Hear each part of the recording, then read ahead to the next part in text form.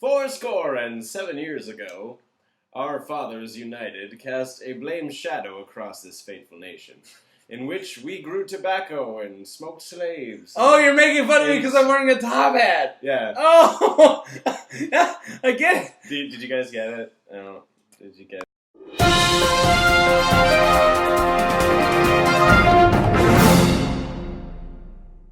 Hello, the internet.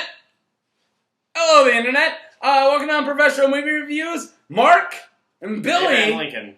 And this top hat's fashionable, right? Sure.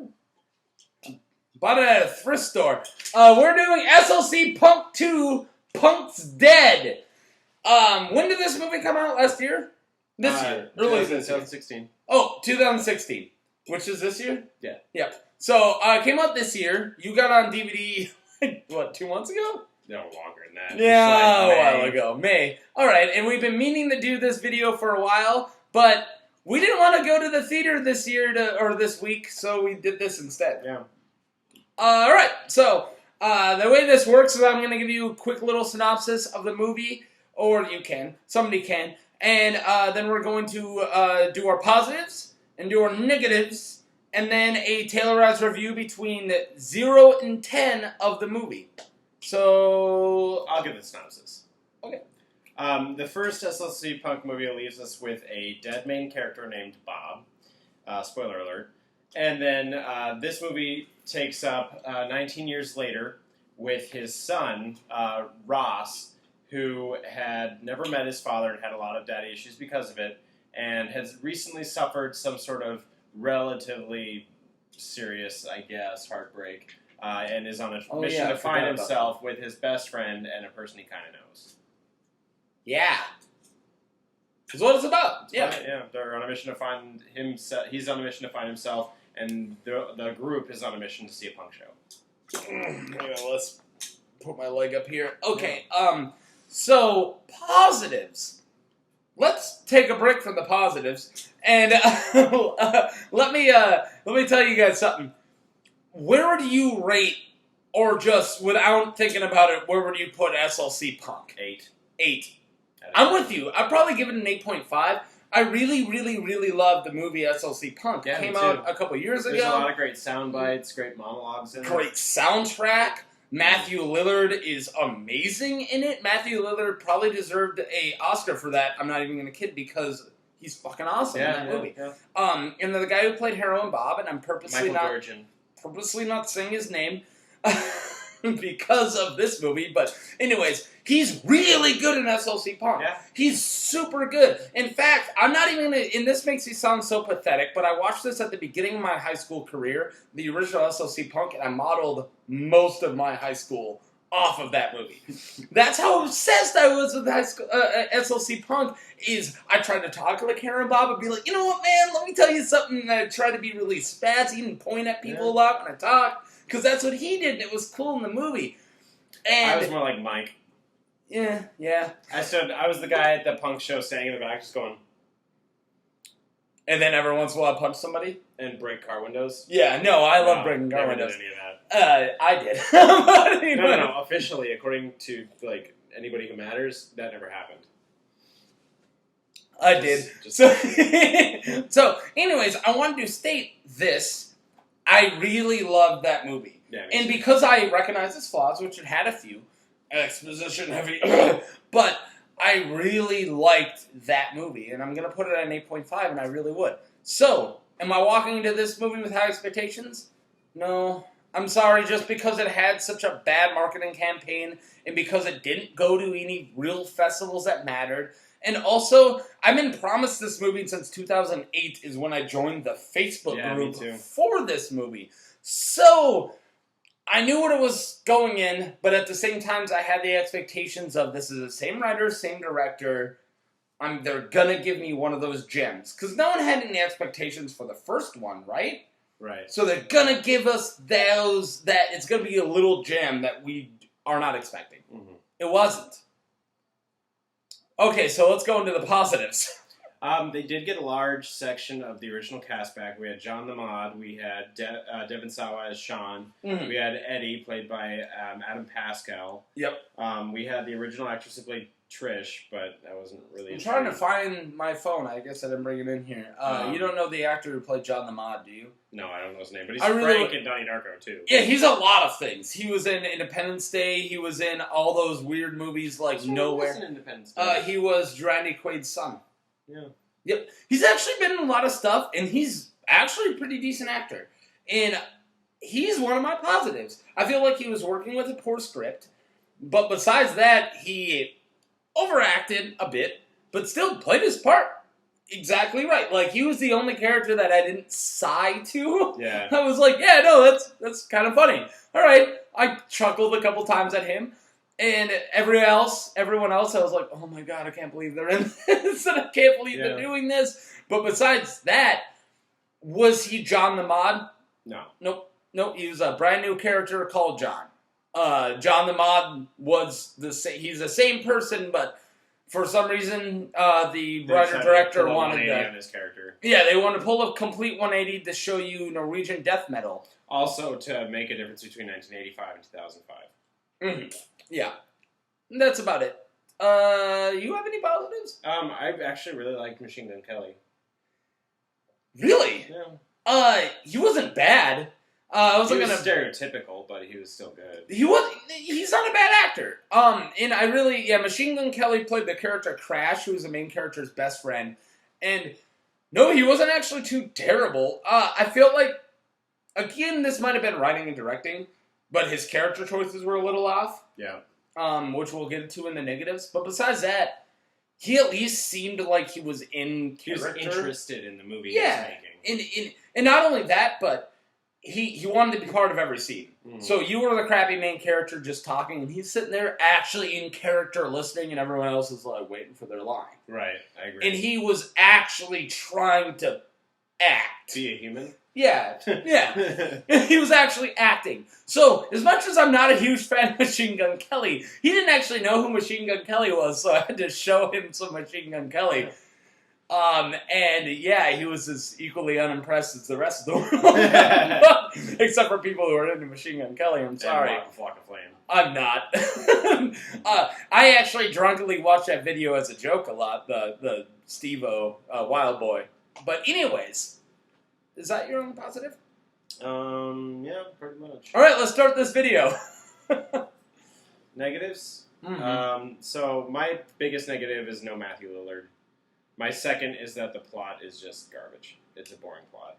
Okay, that's my biggest negative is the story of this. And it was really hard for me to come up with negatives because every time I was like, I can't believe they're doing this much exposition. I was like, you know, they did this much exposition the first one, but they pulled it off for some reason.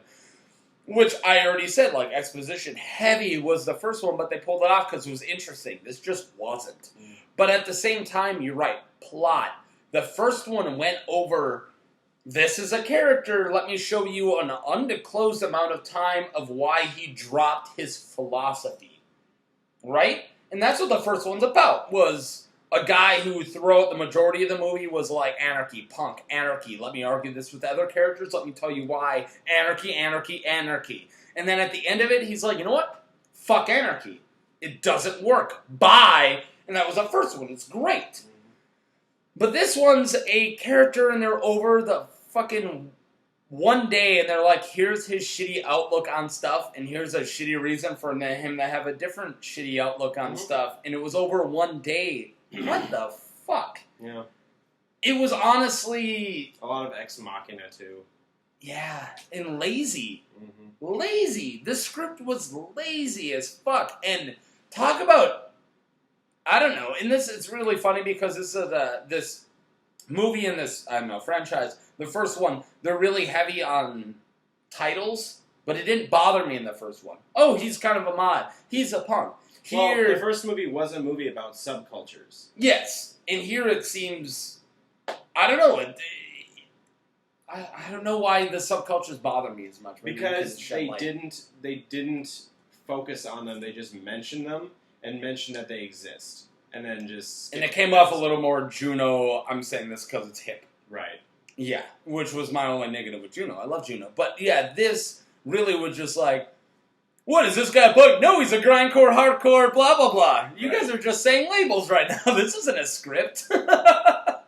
But, yeah, go ahead, talk. I hated the soundtrack. There weren't... Like, I listened to a lot of punk music growing up.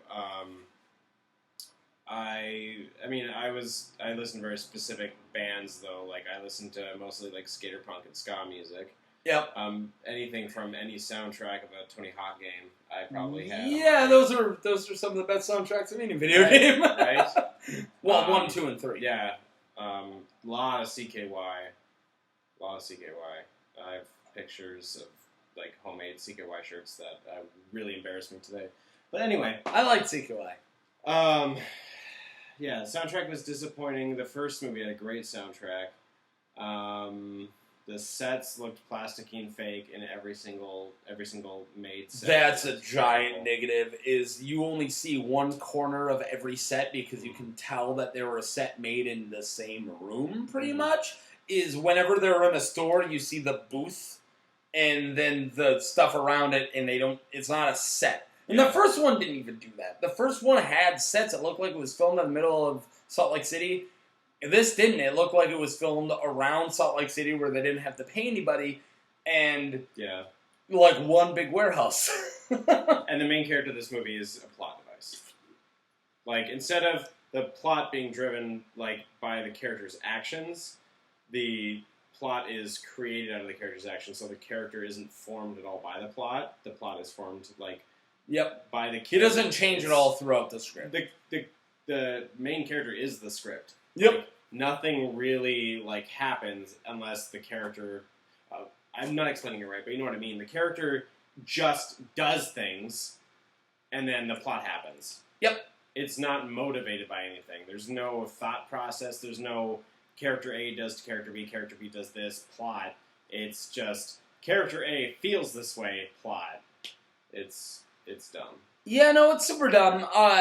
This movie did almost every single thing wrong that I wanted out of this movie. I was like, hey, it's probably going to be bad for these reasons, but at least it's going to get this right. It got every single one right. Yeah. Or wrong. It got every single one wrong.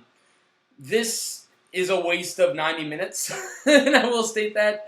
I don't want anyone to watch this movie. It was really... This will tarnish how you feel about SLC Punk. Yeah. And it's because the same person made it.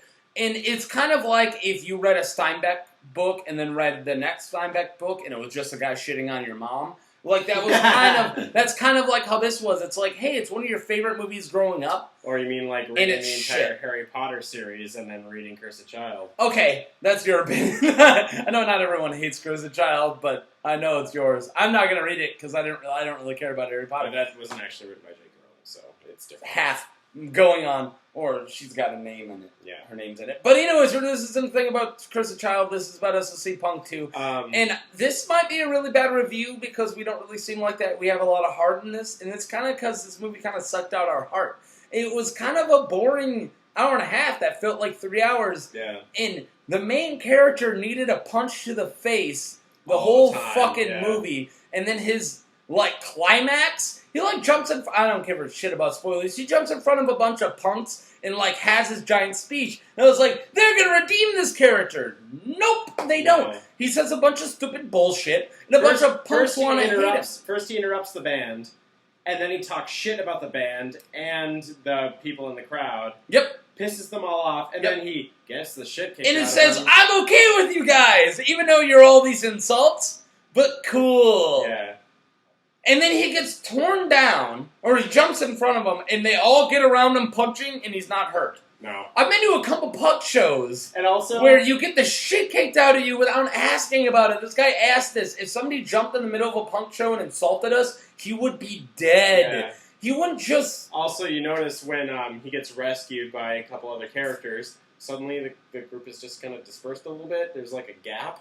It's random. Yeah, and then all of a sudden the Ex Machina characters are supposed to save them. The Ex Machina characters are supposed to save them just showed up, teleported there. They got them, and then they went out all for talk, and none of the angry mob followed them. Yeah. Nothing. No. This is a very lazy movie, and I felt like this movie was hyped and talked about before the writer started writing it, and then over a weekend wrote it. Yeah. And then, like 5 years ago, I'm assuming, filmed it, and then it finally came out. Yeah. When did the trailer drop? 4 years ago? 3 years ago? 2012. Yeah, all right. Sure. I know you were. I remember there was when we first started doing Umars, we did a most anticipated movie, and you brought this up, and I was like, they've been talking about this movie forever. I don't think they're actually going to do it. You're like, no, there's a trailer for it, and then we watched it right after that video. It's going to happen next year. Next year, then it finally happened. It finally happened this year. Mm. So, anyways, I wish we could say more. I have a couple brief things I want to bring up, and I'm just going to blow through them. Michael Gordon sucked, and Black Rastafarian has drugs. So they literally are like, hey, we need to bring in shrooms. Who's going to introduce shrooms to the main will character? not affect the plot at all. A black main character. Why? It's just a black Rastafarian. Let's throw him in because that's the only way to introduce shrooms. And then they eat the shrooms. And then they have like this actually not that bad bowling alley trip scene that was all in his head, I guess. Also, Guy sees shrooms, thinks they're regular mushrooms, is hungry, so he eats a handful. Yeah. That never happens. Their shrooms actually That look is like not- shrooms, therefore they don't look like normal It's dumb. mushrooms. Normal mushrooms aren't flat with a stem. I'm sorry. One almost positive that I went over was their shroom trip. So there's a scene where they all trip on shrooms. For the most part, was actually a realistic shroom trip because I really hate that in movies, especially with like weed or shrooms, where they're like, I'm going to smoke this weed, I'm hallucinating. That's not marijuana. Or when they're like, I'm going to eat these shrooms, I'm in a river with a Sasquatch, Tenacious D. And that doesn't make sense. That's not what happens when you take shrooms. But this movie actually got shroom trip kind of accurate, where sometimes it's slowing down, sometimes it's speeding up, very small, and then you just got to talk. That's at least when I do shrooms, so I actually got it right. So that was one small positive, but that has nothing to do with the real movie story or plot. I'm ready to give my rating. Yeah, I was ready a while I gave ago. this movie 3 out of 10 faggy goth kids. You see there from South Park, there's the little one, there's the I fat get it. girl and the skinny emo kid. There's the one who I was... Yeah, whatever, fucking... You're not going to life give is this 4. paid, life is paid. Oh, he was such a good farmist. Yeah. Alright, I'm going to give it Good farmist. 2 out of 10 PBRs because I'm going to forget about this movie right when I'm done editing this video because That's what they do in the movie, like, constantly. honestly, there's just Stupid. the They're entire time they're like, look at my PBR. Look at my Like, PBR. hey, I'm not showing you the label except for when I do. All the time. Anyways, PBR did not endorse this, and we are not allowed to use PBR. Or the beer I'm drinking. But anyways, I hope you guys didn't hate us for saying this about this movie, and I hope you guys don't watch this movie, and I hope you like and subscribe and do all that other stuff. If you do hate us for saying that about that movie, I only have one thing to say. Fuck you! Thank you, Heroin Bob. God. Yeah, I know. Stupid. That's a dumb. Bye! Bye.